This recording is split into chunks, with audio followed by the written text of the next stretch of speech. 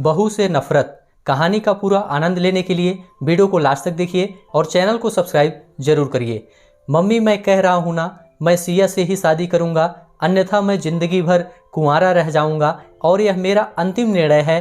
अब इस विषय पर मैं आपसे आगे बहस नहीं करूँगा।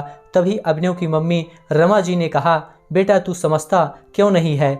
हमने तेरे सामने सिया की जन्म कुंडली पंडित जी को दिखाई थी ना, और उन्होंने सिया की कुंडली में मांगलिक दोष बताया है।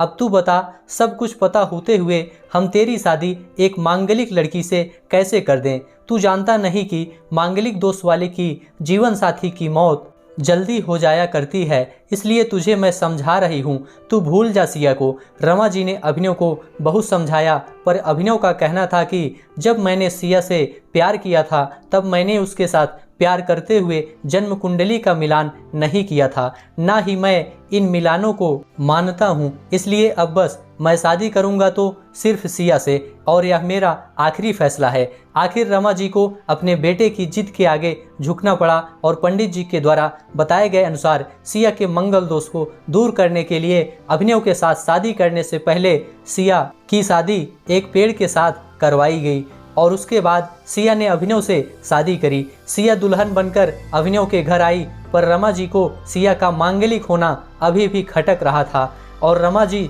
उसे दिल से नहीं अपना पा रही थी, और घर में कुछ भी परेशानी आती तो उसका दोष सिया को ही दिया जाता। लेकिन सिया पढ़ी लिखी संस्कारी लड़की थी और वह अपनी सासू माँ से मिले इन बेवजह आरोपों को अपने दिल से नहीं लगाती थी, और ऐसे ही ससुराल में उसके दिन कट रहे थे।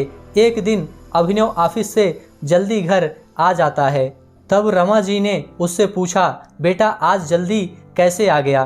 तब उसने बताया, माँ आज सुबह से ही सिरदर्द और बहुत कमजोरी आ रही है, इसलिए ऑफिस में काम करने की हिम्मत ही नहीं हुई। तब रमा जी ने कहा, चल बेटा जल्दी कर, हमें डॉक्टर के पास चलना चाहिए। तब अभिनव और रमा जी डॉक्टर को दिखाने गए। डॉक्टर को दिखाने के बाद मालूम पड़ा कि अभिनव को पीलिया हो गया है, और दोनों जैसे ही घर लौटे रमा जी ने घर को सिर पर उठा लिया और कहने लगी, जब से यह लड़की हमारे घर में आई है तब से हमारे घर में परेशानी और बीमारियां भी साथ में लेकर आई है। इसके कदम ही अशुभ हैं। अब देखो इसका मांगलिक दोष हमारे बेटे पर भी असर करने लग गया है। कल को अगर मेरे बेटे को कुछ हो गया तो कौन जिम्मेदार होगा?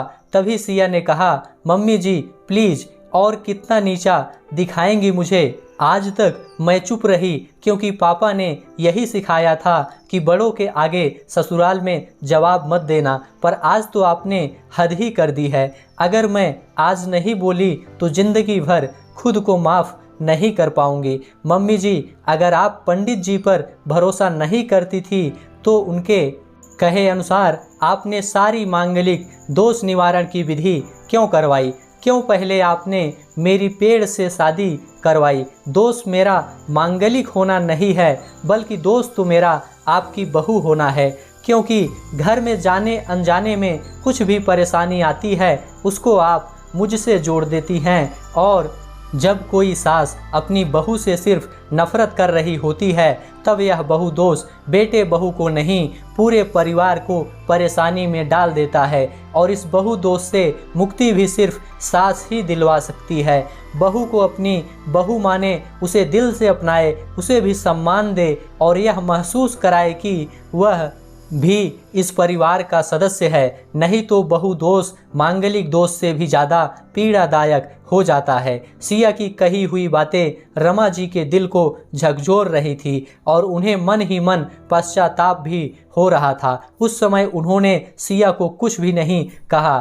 थोड़े दिन बाद अभिनव बिल्कुल ठीक हो गया और ऑफिस जाने लगा, और 1 महीने बाद अभिनव की सैलरी भी बढ़ गई। तब उसने घर आकर इसका श्रेय सिया को दिया तो रमा जी बोली, हाँ सही है बेटा, तू तो सारा श्रेय बहू को ही देगा। तेरी माँ का आशीर्वाद भी तो तेरी प्रगति के पीछे रहता है तेरे साथ, तू तो मुझे श्रेय देना भूल ही गया। तब अभिनव ने कहा, माँ इस बार सिया का मांगलिक दोष मुझ पर और ना ही मेरी तरक्की पर नहीं लगा, और माँ जब हम बुरी परेशानियों का श्रेय सिया को देते हैं तो अच्छे कामों का श्रेय भी तो सिया को ही देना चाहिए, तो इसलिए आज का सारा श्रेय सिया को जाता है।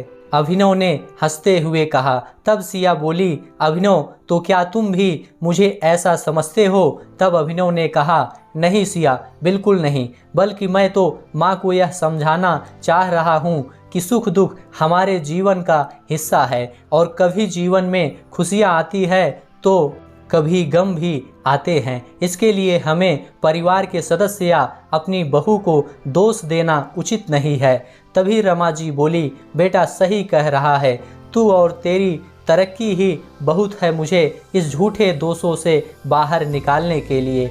आज मैं यह कसम लेती हूँ कि आज के बाद मैं सिया को किसी भी बात का दोष नहीं दूंगी। यह सुनकर सिया आज बहुत खुश थी, क्योंकि आज उसको उसकी सास ने मांगलिक दोष के साथ साथ बहु दोषों से भी मुक्ति दे दी थी।